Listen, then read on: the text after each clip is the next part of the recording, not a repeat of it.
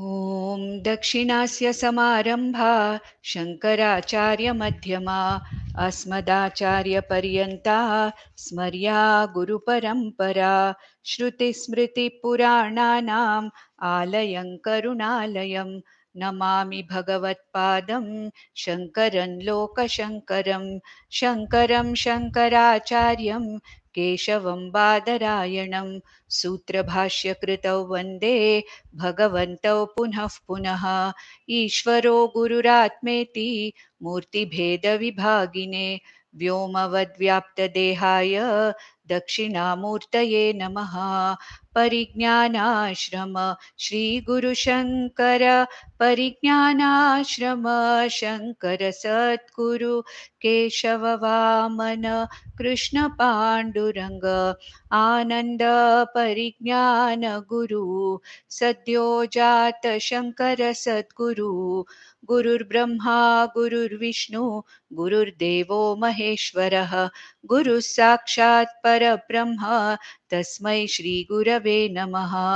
ॐ सहनाववतु सहनौ भुनक्तु सह वीर्यङ्करवावहै तेजस्विनावधीतमस्तु मा विद्विषावहै। ॐ शान्ति शान्ति शान्तिः। सर्ववेदान्तसिद्धान्त गोचरं तमगोचरं गोविन्दं परमानन्दं सद्गुरुं प्रणतोऽस्म्यहम्। After having described the rarity and also the importance of human birth in the previous verses, here Vivekachudamani told us that getting this human birth is nothing but the grace of Ishvara. Not only being born as a human, because it's only in the human birth that I have got the capacity to choose what I want. The Purushartha Nishchaya can be there. I can choose Artha Kama or I can choose Dharma Moksha and decide to get free from this bondage of samsara. And this particular choice, Purushartha Nishchaya, I have got as a human being in my human birth. And it also said that in addition to human birth, if I have got this desire, if a human being, a born human being, has got the desire to be free from this samsara, the bondage of samsara, a human being in this human birth who has realized that going after arthakama for lives and lives together and coming back again and again in different body mind sense complexes is really not worth it, and I have to go for that something which is going to release me from this bondage of coming back again and again all together. Now, this particular desire for freedom is called as mumukshatvam or mumuksha. Moktum ichha, the desire to be free. The desire to be free from what? The desire to be free from samsara. The desire to be free from this constantly changing sukha dukkhadi. So, this kind of a samsara, I want to be free from forever. And this particular desire to be free is called as mumukshatvam. And if I have got manushatvam, at the same time, I have got this Purushartha Nishchaya. I have made the Purushartha Nishchaya that my ultimate goal is moksha. I'm not interested in Arthakama way of life, and I'm only interested in freeing myself from this bondage, and moksha is my ultimate goal, as it was described in Bhagavad Gita also. We have seen that there. So this desire for moksha, this desire to free myself forever permanently, holding on to that permanent thing by which I get free from this samsara, this is what is called as mumukshatvam. And just being a manusha and being a mumukshu is not sufficient. But if I have Mahapurusha Samshraya, what is the meaning of Mahapurusha Samshraya? If I am associated with and if I have the good fortune of being close to a Mahapurusha, who is a Mahapurusha? An Acharya, a Guru who can unfold the Shastra to me and make me realize my goal of moksha. So all these three things, Trayameva Etad Durlabham, he said, Acharya Shankara said in the first few verses that these three things which have come together, that I am born a human being and I have got the moksha ichha And at the same time, I have got a Mahapurusha in the form of a guru, in the form of an Acharya, who can tell me how to go about getting out of this bondage of samsara. And having all these three, if I don't strive for this moksha, and if I continue to pursue artha kama purusharthas, and if I continue to keep coming back again and again and again into samsara, punarapi jananam, punarapi maranam, punarapi janani jatare shayanam, if this is what I am going to do, in spite of having all these three things, then my life is a wasted life.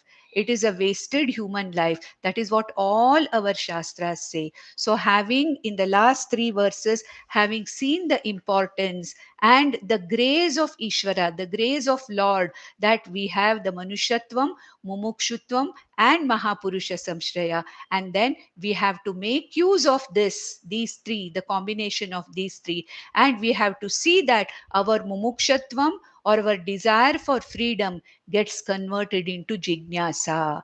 Just having a desire for freedom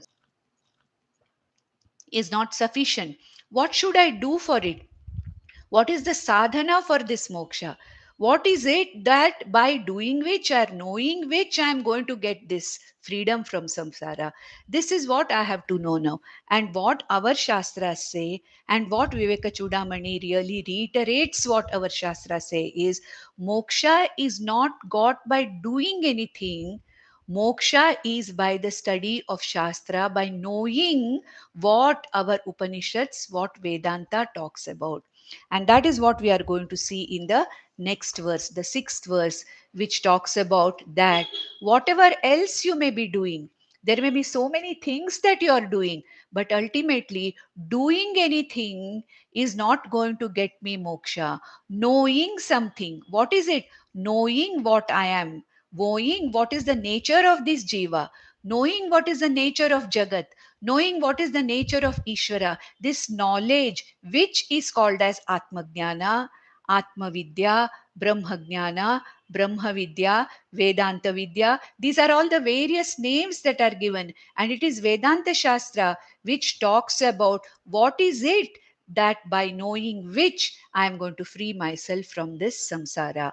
And for that, what is it that I have to do? Doing anything is not going to help.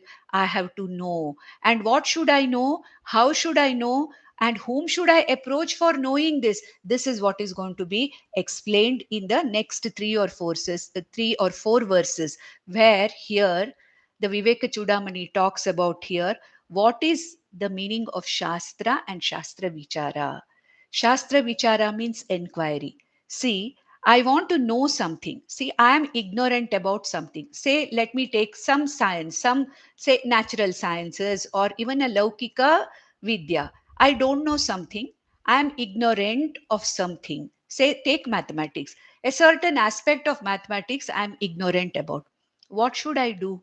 I should expose myself to the Shastra, the Ganita Shastra, to that particular Shastra which deals with wherever my locus of ignorance is. And then I have to do Vichara on that. I have to have a guru. With the help of a guru, I have to inquire into that Shastra, and by the study of Shastra and by the inquiry into that Shastra, what I understand is going to remove my ignorance. Similarly, what our Shastras say is, and what Bhagavad Gita also we saw earlier, what it says is that once samsara, my dukkha is nothing but that which has happened as a result of avidya, because of the ignorance. What is my ignorance? My basic ignorance is what is my real nature? Who am I? Who am I? What is my real nature? Am I this body, mind, sense complex? Or am I something else? Am I that Atma Swarupa which Bhagwan Krishna has talked about from the 12th verse to the 25th verse of the second chapter? Najayate, mriyate, va kadachit, whatever, all these verses which talk about the Atma Swarupa. Who am I then? Am I this body, mind, sense complex which I have always been identifying myself with? Or am I that Atma Swarupa which all the Shastras talk about? And if I am that Atma Swarupa, how is it that I don't know about it? Why is it that I don't know that I'm the Atma Swarupa? And why is it that I'm mistaking myself to be this body, mind, sense complex? What is it that by knowing which my ignorance is going to go away? This is where I have to do the vichara. This is what is called as enquiry into the Shastra. And doing anything is not going to help. Supposing I want to remove my ignorance of, say, Ganita Shastra, by doing any number of pujas, by worshipping that book of that Ganita Shastra, or doing any other thing, puja or yajna or yaga, my ignorance is not going to go. What is the only method of removing my ignorance? Getting the knowledge that really removes my ignorance in that particular field, in that particular thing. So wherever I am ignorant, I have to try to know what is it that I'm ignorant about and what is it that is going to remove my ignorance. And our Shastras say that our samsara, a human who is experiencing sukha dukkha rupi samsara, is nothing but that avidya or ignorance of self. So if it is a self ignorance which is causing me this samsara, self knowledge is what is going to release me from this samsara. Self knowledge is what is going to give me the freedom from this samsara. And the self knowledge giving me the freedom from this samsara is called as moksha.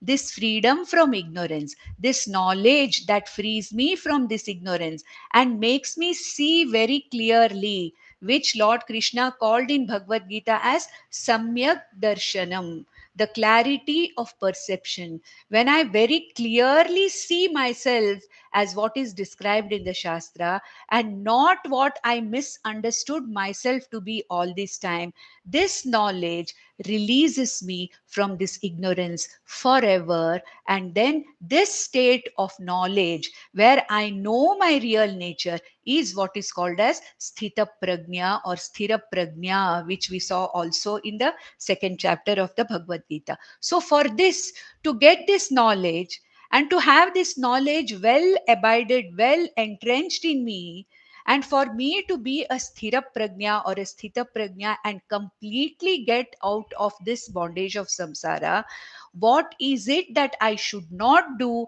and what is it that I should do? What is it by doing which I'm not going to get this knowledge? What is it by knowing which I'm going to get this freedom from samsara? That is going to be talked about in the next three verses. So let's go to the sixth verse, which we just started last session. So, पठन्तु शास्त्राणि यजन्तु देवान् कुर्वन्तु कर्माणि भजन्तु देवताः आत्मैक्यबोधेन विना विमुक्तिः न सिद्ध्यति ब्रह्म शतान्तरेऽपि.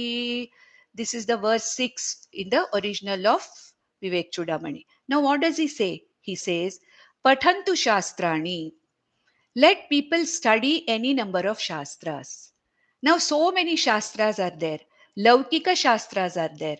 It can be science or humanities or art or whatever it is. There are hundreds of branches of knowledge. There are so many Shastras. Even when we come to the Veda Shastras, Veda Purva is a Shastra, then Vedangas are there. Niruktam is there. Kalpam is there. Vyakaranam is there. Jyotisham is there. Purva Mimamsa is there. So all these things are the Vedangas or the Shastras associated with the Veda. I may be a scholar in all of them. I may be a scholar in Ganita, in Vyakarana Shastra. I may be a scholar in Tarka Shastra. I might be able to rattle off the entire Veda. I may be a Dvivedi or a Trivedi or a Chaturvedi, where I am able to really actually keep to memory all the Veda mantras and chant them. But is this scholarship going to really get me moksha? No, that is what our Shastras say. Scholarship of any Shastra, including the Veda Shastras, excepting Vedanta Shastra. In Vedanta Shastra also, the mere words of Vedanta are not going to give me the knowledge. Understanding the purport or the meaning of the words of Vedanta Shastra, properly applied, properly explained by a guru, these words are ultimately going to give me that knowledge. So ultimately, you may study any number of shastras. I may have any number of degrees in front of my name. I may be a scholar. I may be a Vyakarana scholar. But it doesn't mean I may be a language scholar. I may be a Samskrita Pandita. But that does not mean that I am going to get moksha. That is what Bhagwan Shankara in his Bhajagovindam says, nahi nahi rakshati dukrinch karane.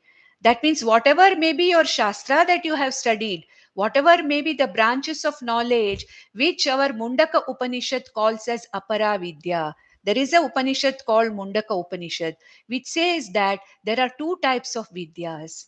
Apara vidya, that means all the branches of knowledge other than Atmajnana are called as apara vidya. One may get scholarship in that. Nothing wrong. There is nothing wrong in being a scholar in Vyakarana Shastra or Tarka Shastra or in any language or any. There is nothing wrong. But we have to understand that my scholarship in any Shastra is not going to give me what I'm looking for. What I'm looking for is freedom from samsara. What I'm looking for is freedom from my ignorance. And my ignorance is in the field of what am I? Who am I? Where have I come from? What is the purpose of this life? What is this jagat that is there around me? What is this connection between me and the other jivas in the jagat?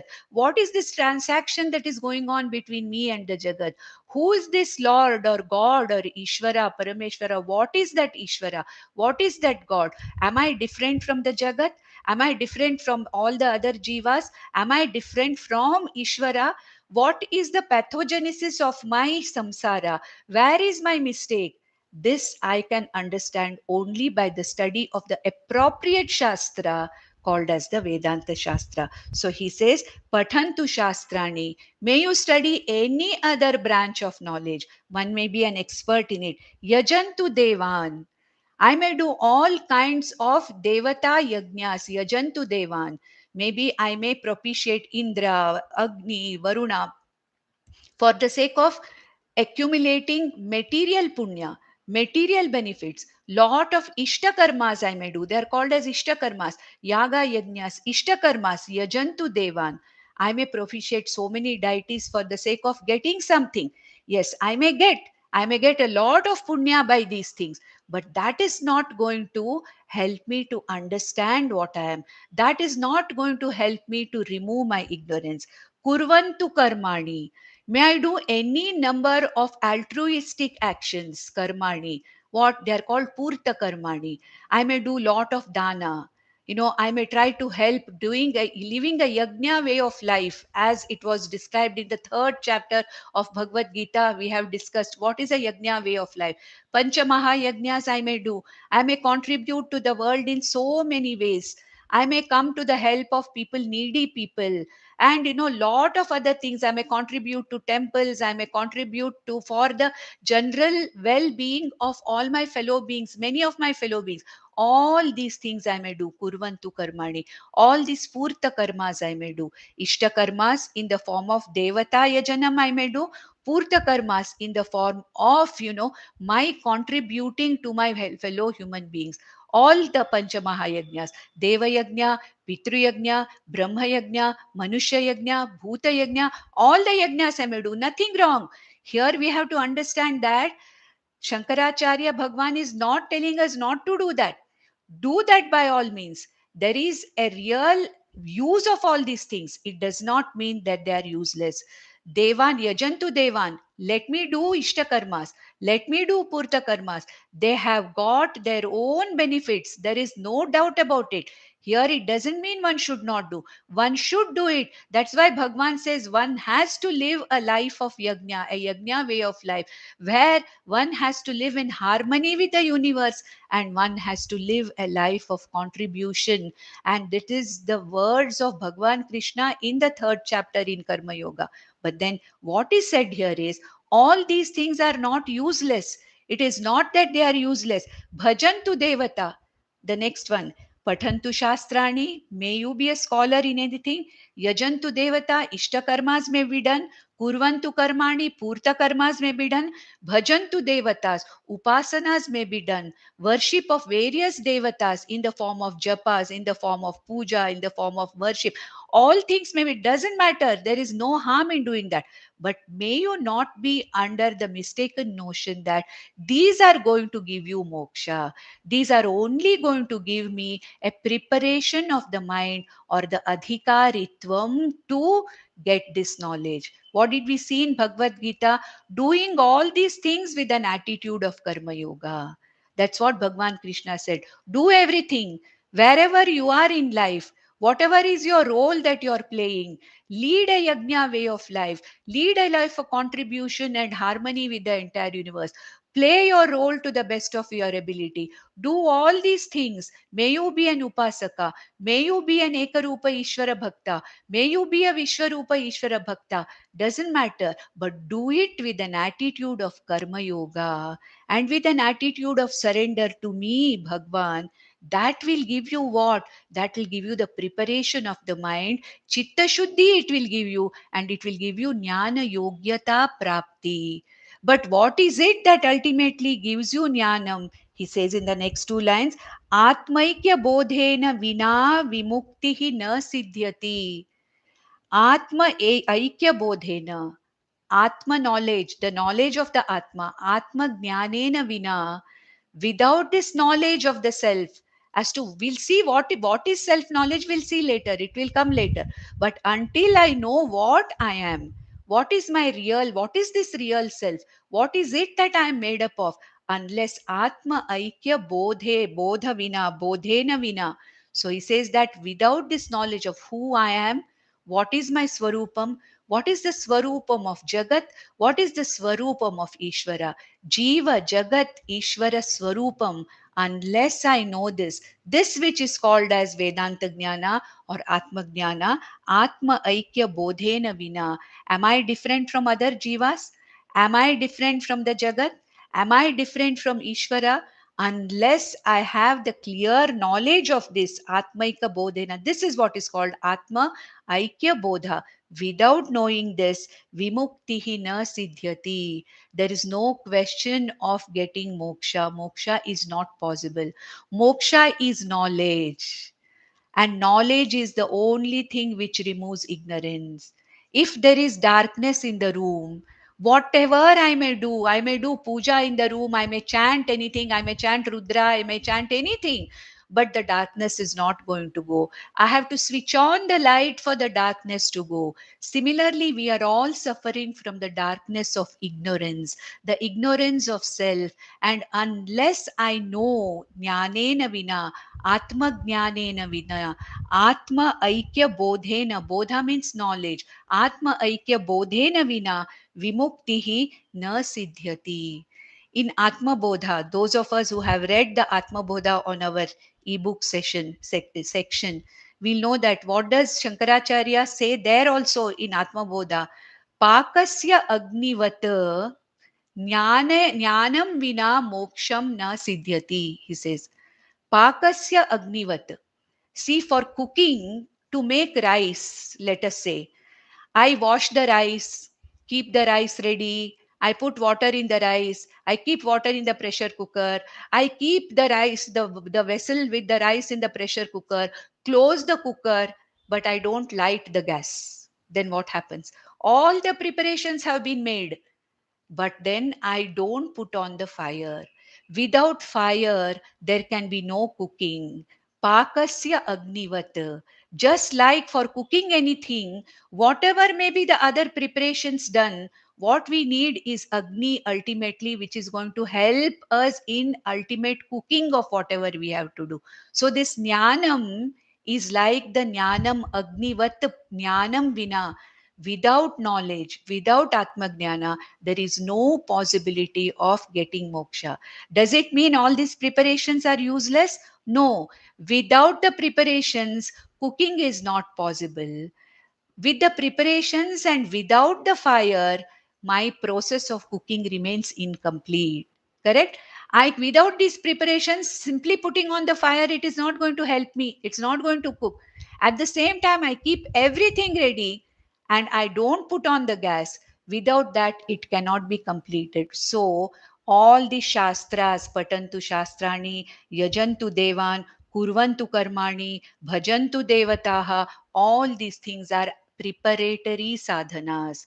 They're all necessary for Chitta Shuddhi, Karma Yoga Bhavena. With Karma Yoga Buddhi, I do all these things. What is Karma Yoga Buddhi? Ishvara Arpana Rupena Karma Kartavyam and Ishvara Prasada Rupena Karma Phala Svikritihi. This is what is called as the Karma Yoga. Offering everything that I do as an offering to Ishvara, God or Lord or Ishvara, they all mean the same, and accepting whatever comes as the phalam of this as Ishvara Prasada. So Arpana Buddhi and Prasada Buddhi, this is what is called as Karma Yoga. And all these things doesn't matter. Let us do all these things. It doesn't mean that from today we should stop worship. No, we should do the pujas, we should chant the mantras, we should do everything.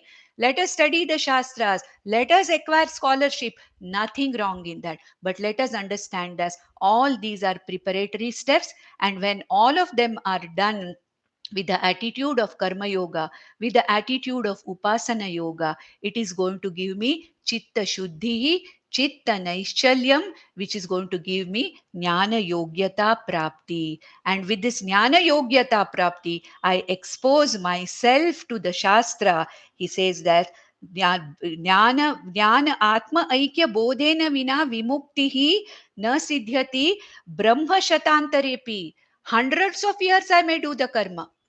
Any amount of time I may fight with the darkness.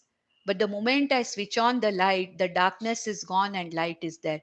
Similarly, all these karmas, good, there's nothing wrong, but they're only preparatory steps. Hundreds of years, hundreds of kalpas, Brahma Shatantare means hundreds of kalpas, hundreds of creation. I can keep on doing these karmas. Doesn't matter. It may give me chitta shuddhi. But when I get this chitta shuddhi, if I don't utilize this chitta shuddhi for the sake of getting this knowledge, then my chitta shuddhi is of absolutely no use. Therefore, without exposing this intellect, a prepared intellect, what should I do? I should prepare my intellect and then expose this intellect to this knowledge. This is what we do in all our Laukika Shastras also. Don't we do that?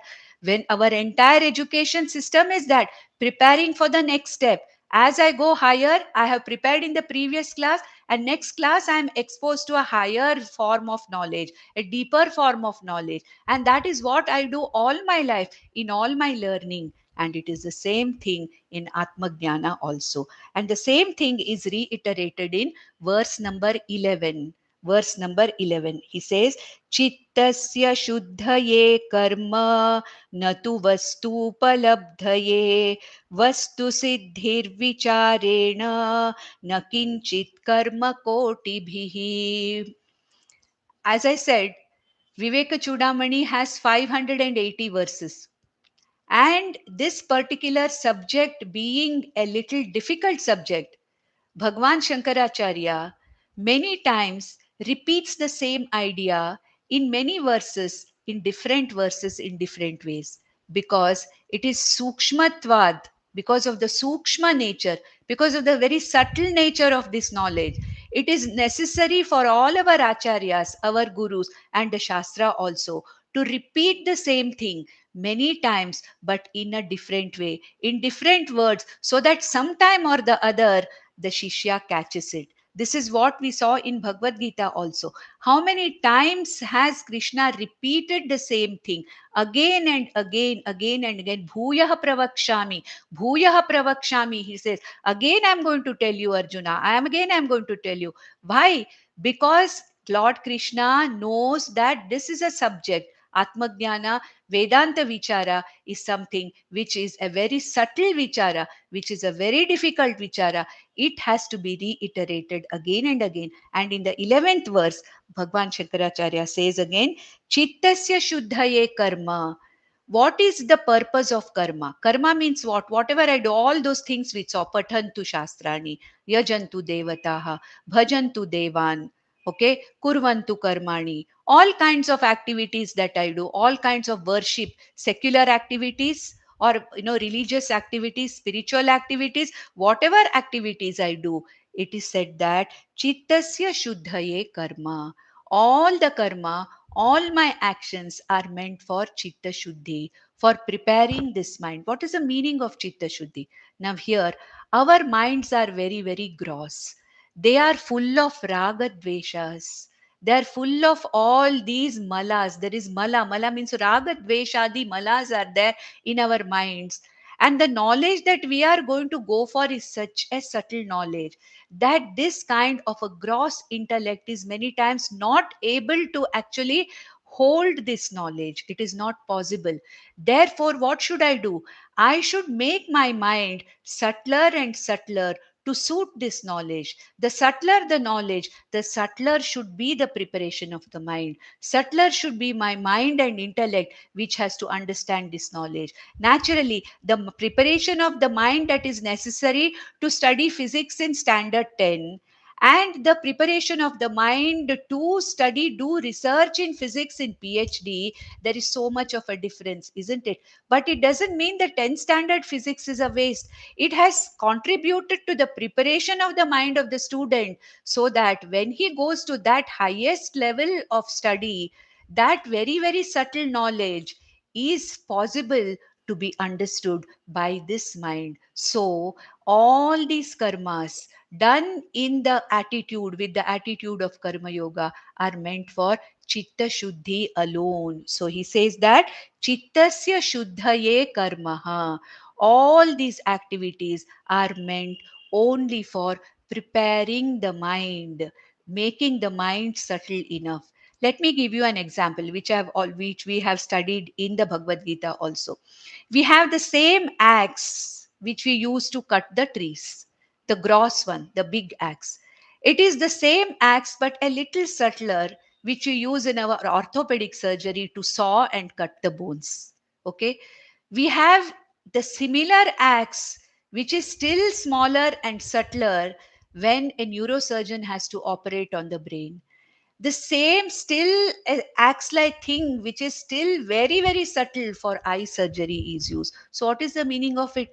The same work is done, the same instrument is used, but then depending upon the operation that is required, well, depending upon whatever has to be done, that instrument has to be made more and more subtle.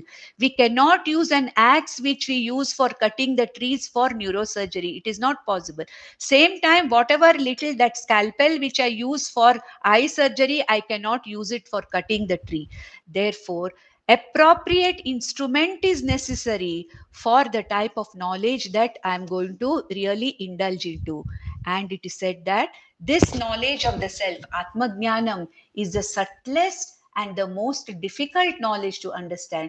And my mind, my intellect, which is gross, requires preparation. It is the same mind with which I do the vyavahara outside. There are no two intellects. There are no two intellects, one for the study of Vedanta, one for the study for the Vyavahara outside. No, there is only one intellect which we have. There is one mind which we have to apply to the world outside during all our gross Vyavaharas. It is the same intellect which we have to use even in Vedanta Vichara. Therefore, I have to have the flexibility of the mind. I have to have the capacity to make this mind subtle enough so that I can understand what is being talked about. Actually, if we don't understand Vedanta Vichara, it is not the fault of Vedanta. It is not the fault of the Guru. If I don't have interest in Vedanta, it is not the fault of Vedanta or not the fault of the Guru. It is because I am not prepared for it. My mind is not prepared for it. If I make a first standard child go and sit in 10th standard, it is not going to understand anything. And that is the reason why it is very necessary for a Vedanta Vidyarthi to really make his mind subtle. And how to subtlify this mind? Chittasya shuddhaye karmaha. Management of raga dveshas, kama, krodha, lobha, moha, mada, matsarya have to be diluted as much as possible. And the entire Bhagavad Gita is what? Managing the mind and diluting the ragadveshas. Every step in every chapter, Bhagwan Krishna talks about dealing with the ragadveshas for chitta shuddhi. So chittasya shuddhaye karma natu vastu upalabdhaye, not for getting this knowledge of Atma. Vastu upalabdhaye. Vastu means what? That which is under our study, that which I want to know, that vastu which I want to know. What is it that I want to know? I want to know what this Atma is. Bhagwan Krishna says, you are the Atma, you are not the Anatma. Bhagwan Krishna has said in Bhagavad Gita, you are not the body, mind, sense complex, you are that consciousness, that content consciousness within this body, mind, sense complex. And therefore, to understand this, that Atma Jnanam or Atma, what is this Atma? Every Upanishad, Bhagwan Krishna as Upanishad Sara of Bhagavad Gita says, you are that Atma. You are that Aksharam Brahma. Kshetragnyam chapi mam vidhi sarva kshetreshu bharata. You are that Gunatita Atma. And what is that Atma? I want to know about it. So it is that which is, that which I want to know. That is what is called as the Vastu here. Natu Vastu Upalabdhaye. Karma is not going to, karma and upasana are not directly responsible for Vastu Upalabdhi. Vastu means Atma, Upalabdhi means Jnanam. Atma Jnanam, to get this Jnanam, to understand this Atma Jnanam, karma and upasana are only sahakari karanani. They are only secondary means. They are the means to develop chitta shuddhi. And he says, vastu siddhir vicharena. Vicharena eva vastu siddhihi. Vichara means what? Enquiry. Here he is stressing the role of enquiry. Just reading is not enough. Just reading the Upanishads is not enough. I have to inquire into it. What is the meaning of inquiry? Shravanam and Mananam. Adequate Shravanam, listening to the Shastra, Guru Mukhena Shastra Adhyayanam for a considerable period of time, mulling over it again and again and again, listening again and trying to take references from the other Shastras, other Upanishads, and trying to make my knowledge doubt free, asking pariprashnas, asking adequate and relevant questions to the Guru, and trying to get the answers from me. This whole thing is what is called as vichara. So he says that vastu siddhi vicharena na kinchit karma koti bhihi. Karma koti bhihi, kotyantara karmas I may do. I may do all the karmas that have been given in the Veda Purva. I may do all the purta karmas, smarta karmas that have been talked about in our smritis as to be done for getting punya. I may do all those things. It will only give me chitta shuddhi. It will only give me a capacity to understand what this shastra is, but it is not going to give me moksha. Vichara, Atma Jnana Vichara, Vedanta Vichara, with the Guru. That is the only way to get this knowledge. This is what is talked about in the verse number 11. He talked about that. Now, the same thing is told what we should do for this Vichara. How should we do this Vichara? Should we independently study the Vedanta? Should we independently study the Upanishads? I am a scholar. I know Sanskrit very well. I have studied enough of Tarka Shastra. I have studied enough of Vyakarana Shastra, and therefore I am going to independently study the Vedanta Shastra also. Is it possible? I can study, but it will be only the words of Vedanta. They may not make any sense to me because the words of the Vedanta are so cryptic and they are given in such a very, very subtle manner that you need a guru to unfold the words of Shastra, to unlock the Shruti words. We need a guru, and therefore this vichara has to be done by surrendering to a guru and asking a guru for this knowledge. This is what is going to be told in the next verse, the 15th verse, number 1-5, the 15th verse of Vivekachudamani. He says, Ato vichara kartavyah जिज्ञासोरात्मवस्तुनः समासाध्य दया सिन्धुं गुरुं ब्रह्मविदुत्तमम्. So how do I get this? How do I do an inquiry? Bhagwan Shankaracharya only in his Mundaka Upanishad Bhashya says शास्त्रज्ञः अपि ब्रह्मविचारं स्वातन्त्र्येण न कुर्यात्. May even a Shastrajna not do Brahma Vichara, Vedanta Vichara independently. Swatantrena na Brahma Vicharam na Kuryat. May you not do that. Because there is always a possibility of misunderstanding. See, our Shastras say not understanding is better, misunderstanding is worse. Agrahanam is better than Anyatha Grahanam. Agrahanam in what? I don't understand anything. Good. At least you are not mistaken. Your ignorance remains the same. There is no further damage done. Whereas if there is anyata grahanam, if I have mistaken what the Shastras say, it is only going to add complications to the already present ignorance, already existent ignorance. So what does he say? Ato vicharaha kartavya. May you indulge, may you get into the enquiry of the Shastra.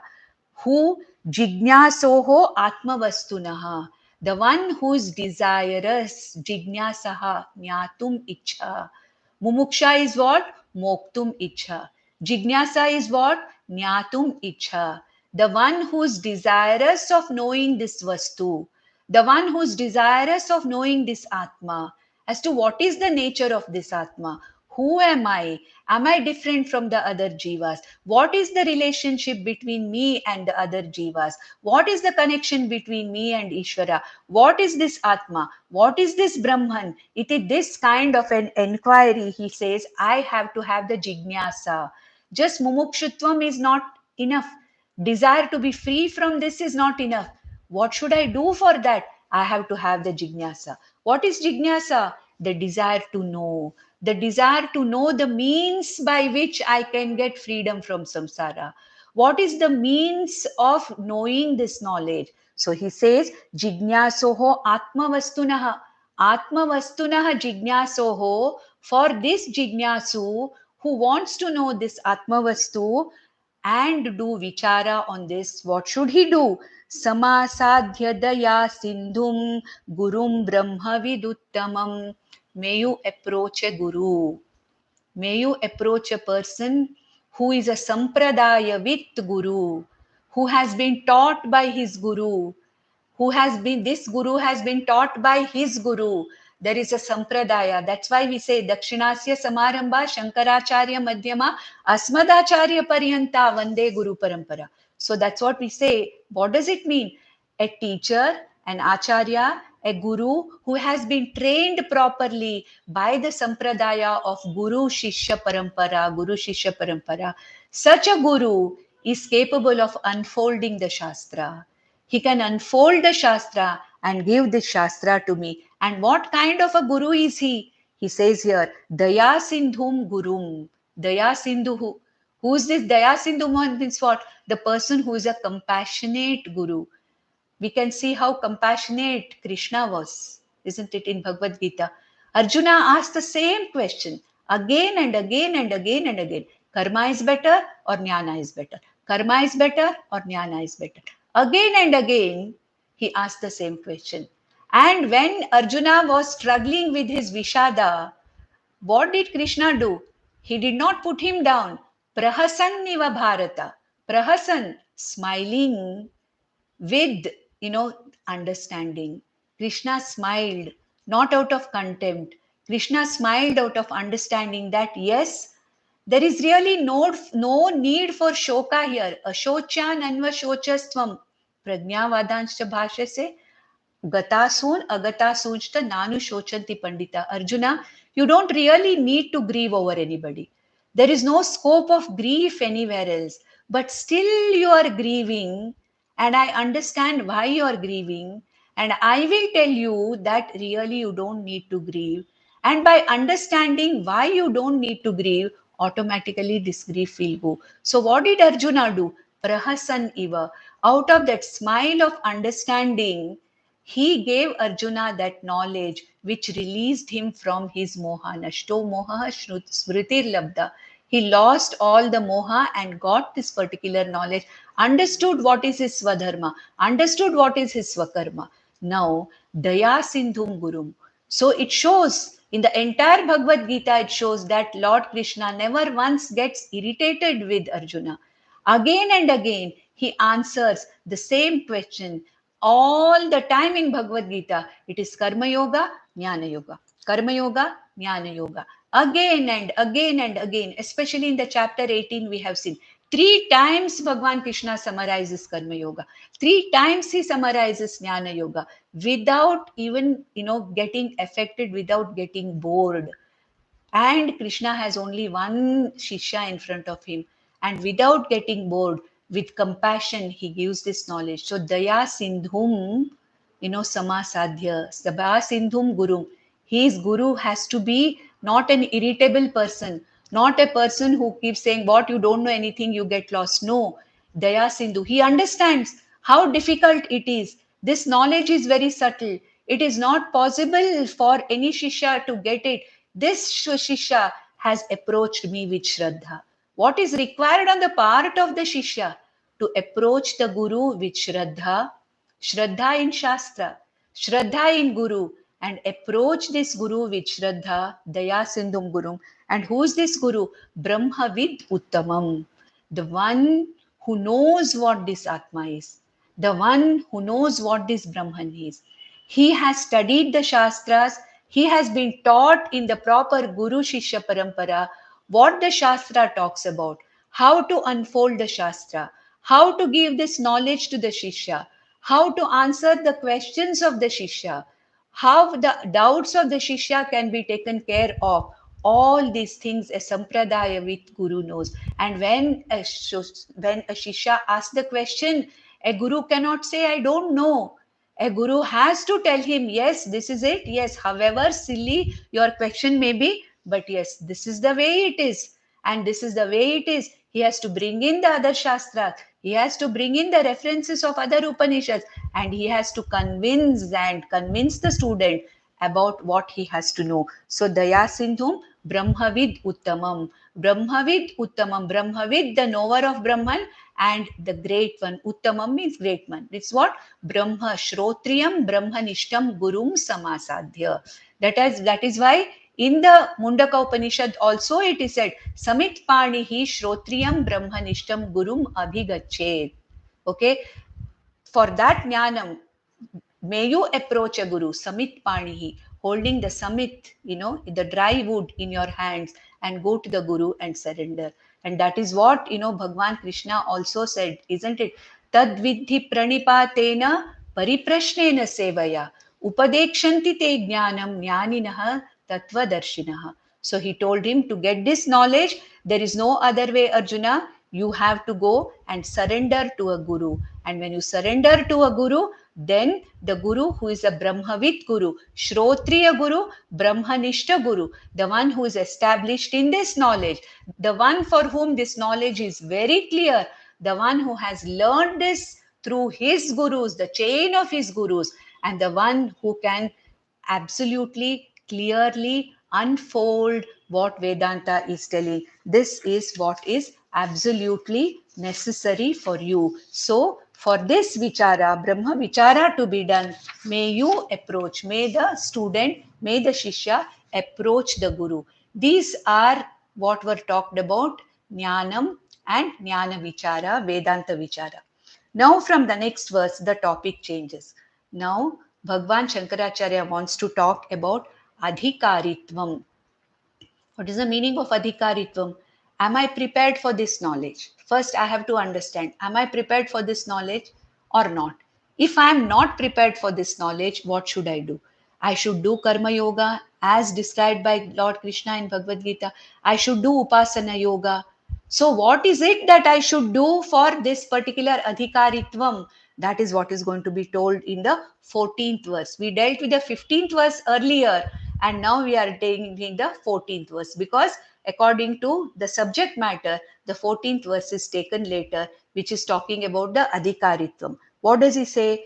Adhikarinamaशास्ते फलसिद्धिर्विशेषतः उपायादेशकालाद्याः सन्त्यस्मिन् सहकारिणः. So here he says, Sahakari Karanas. There are certain karanas or certain things one has to do to prepare oneself. What is this preparation that is needed? Adhikarinam ashaste. Adhikaritvam is necessary. There is a asha, there is a requirement for me to be an adhikari. For what purpose? Phala siddhir visheshataha. For the phala siddhi to happen. What is the phala siddhi? I should understand. What should I understand? I should understand what this Atma is.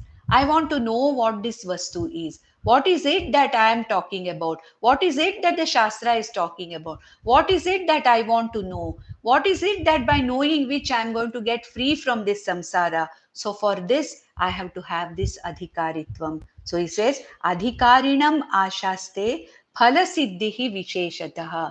For visheshataha phala siddhehe, for the phala siddhi to happen, to understand whatever it is I want to understand, to get this knowledge, to know this Atma as what it is, I should have adhikarinam ashaste.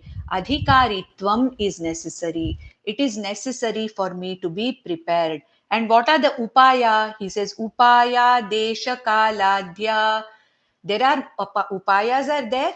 Most important is desha and kala. I should be there in a place or in the surroundings where this kind of a knowledge is possible.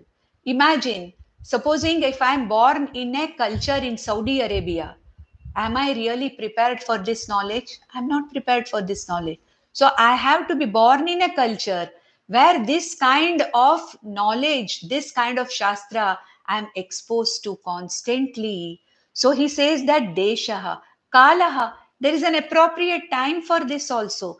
Supposing I say, I tell an 18-year-old person to come and listen to Vedanta Shastra, it is not possible. I have to teach the youngsters Bhagavad Gita, I have to teach, and I have to teach them Dharma Shastra, I have to teach them values, I have to teach them Niti Shastra. In Bhagavad Gita also, I have to concentrate upon Dharma, I have to concentrate upon Karma Yoga, I have to concentrate upon worship. So, therefore, what has to be taught at what time, that is also important. After a certain period of time, after a certain age, when I have gone through all the knocks and all the knocking here and there of life, when I have gone through, and I have come to the conclusion that there is something more to this life other than this mere living this life, that is the right time for Vedanta. That is what is said here. That should be a right time and the right place. Of course, that right time may come in a young person. Very rarely, sometimes. We can't say that youngsters are not fit for this. They are. They may be youngsters at the age of 20, in their 20s and 30s, who may be interested in this knowledge. Maybe very few of them, but most often, after we have gone through all these our problems of life, after we have gone through this being knocked around here and there with all kinds of things, suddenly we start understanding, what is this? There must be something else which gives me sukha. There should be some source of permanent happiness. What is it? That I would like to know that. And that is the time, appropriate time. He says appropriate place, appropriate time is necessary. At the same time, there are other specific adhikaritvam. There are certain things called as sadhana chatushtaya sampatti, which is going to be talked about from the next verse. So what he says is here is, there are just certain general preparations also.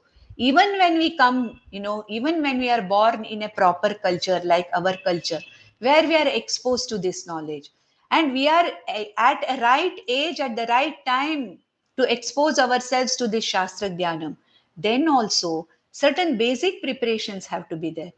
The person has to be capable of the basic understanding. There should be the capacity of the brain, capacity of the mind to understand, to absorb at least the basics of what is being told. So a person should have basic capacity of understanding, basic capacity to discriminate, basic capacity to discern, and basic capacity of the application of mind. These are all the general characteristics which are said to be that medha must be there, the capacity to remember whatever has been studied, There should be viveka in the sense the capacity to discern, capacity to discriminate. When the acharya is talking to me and telling me what the shastra is telling, I have to have the capacity to bring the previous teachings, compare it with this teaching, try to bring in other things. So some amount of, the capacity of the brain should be there, in the sense that I should have a basic intelligence. Without the basic intelligence, no shastra is possible. Forget about anything, forget about Vedanta. Even other shastras are not possible. Some amount of memory, some capacity to retain what has been told, some capacity to recollect what has been told, grahana shakti and jnapaka shakti, and that which, well, I have to bring it back, recollection. So some of these basic things are there, which come in the appropriate time and in the appropriate place. So these are the basic sahakari karanas. Sahakari karanas means those karanas which are going to help me get my mind prepared for this ultimate jnanam. But there are specific sadhanas, specific karanas, specific sadhanas, which are called as sadhana chatushtaya sampatti. And the sadhana chatushtaya sampatti, what is it? And how the sadhana chatushtaya sampatti helps a person in preparing his mind for this knowledge. This is what is going to be talked about from the next verse, from the 18th verse onwards, which we'll see in the next session. Om Nandantu sadhaka sarve vinashyantu vidushakaa अवस्था शाम्भवी मेस्तु प्रसन्नोस्तु गुरुः सर्वे भवन्तु सुखिनः सर्वे सन्तु निरामयाः सर्वे भद्राणि पश्यन्तु मा कश्चित् दुःखमाप्नुयात्. ओम शांति शांति शांति.